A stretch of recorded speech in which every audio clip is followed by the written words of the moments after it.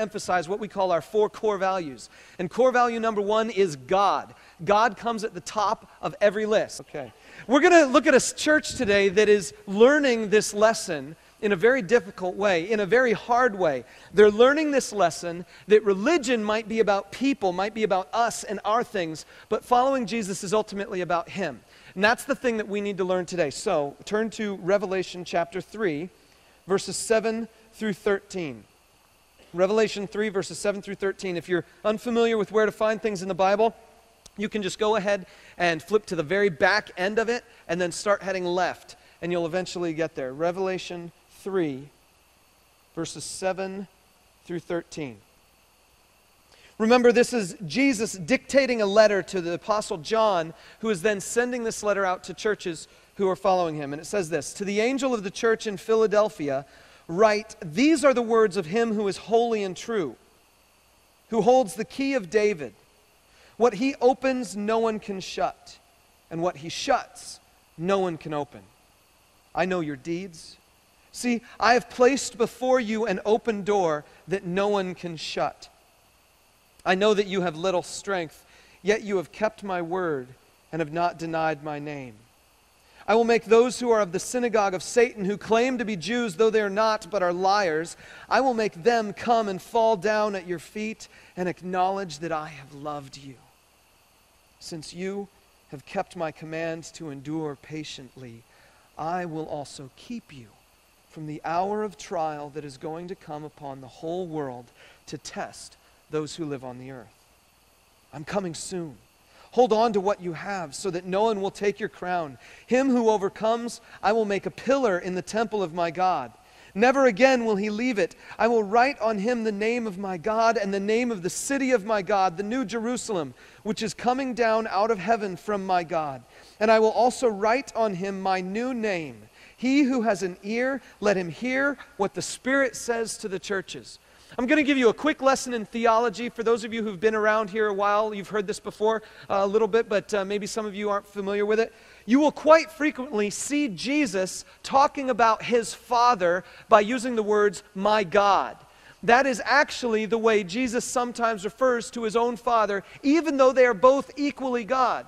Jesus is one of these guys who is not afraid to deal with the reality of the situation. He is not afraid to come up with theological, religious sort of doctrinal terms to try to keep everything into a tight little box. He is okay saying, I want you to know that my Father in heaven is my God. Why can Jesus say that? Because there's only one God.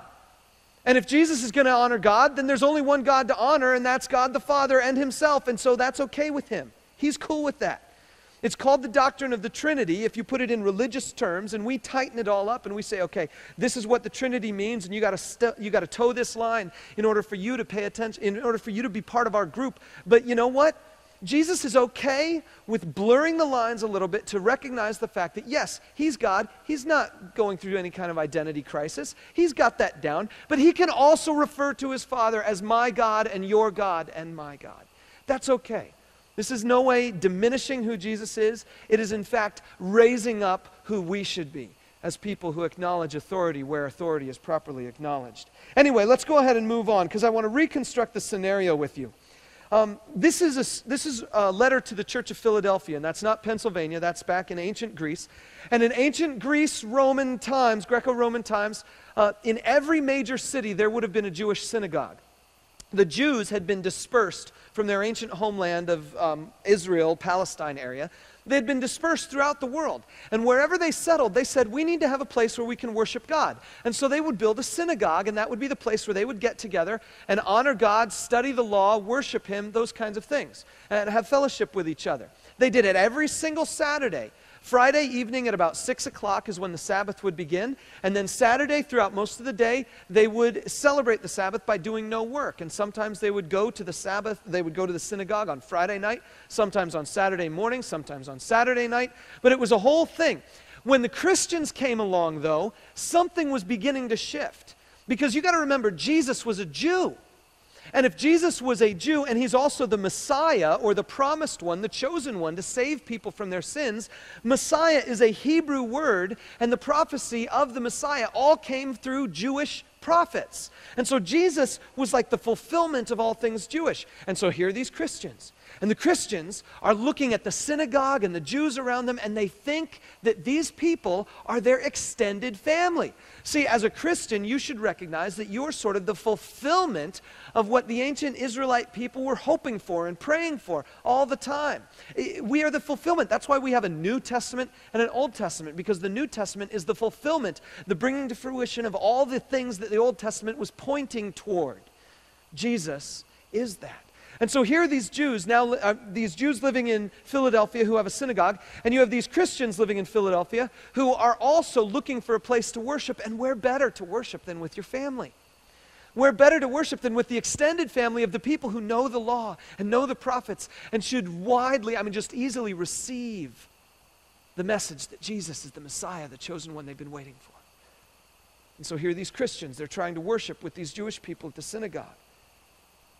And what you find is the synagogue, the Jewish people there, we can kind of reconstruct this from our knowledge of history and also from what this text tells us right here. They must have kicked them out.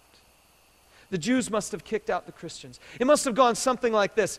Well, you know what? We cannot support the things that you're teaching. The things that you're teaching go far beyond anything that we can accept. To say that there was a Messiah who's already come, and yet the nation of Israel hasn't been restored, to say that the king who is the heir of David himself has come and then left, we can't grasp that. We can't go for that. And then to say that he died and that he rose again, and then to say that he claims to be God, we can't support that. We can't honor that kind of teaching. And the rituals you do, you're eating this little piece of bread and you're having this drink of grape juice or wine, whatever it is you guys are doing, and we can't support that stuff. That's not our cup of tea. That's not who we are. We're in, you're out.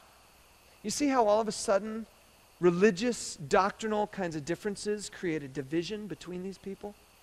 Okay, here's the blank that you almost filled in before, and let's get it up on the screen. Here it is. I'm going to give you some bonus lessons right here this morning. First of all, rituals and doctrines are guaranteed to do one thing. They're always guaranteed to divide people. Ritual divides people among those who do the ritual and those who don't do the ritual. Doctrine divides people among those who believe the doctrine and those who don't believe the doctrine.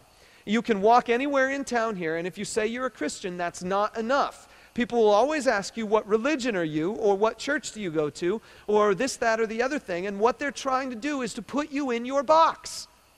They're trying to find out which box you belong in, which set of rituals, which set of doctrines really fit you. When I first moved to town here and I said we're going to start a new church,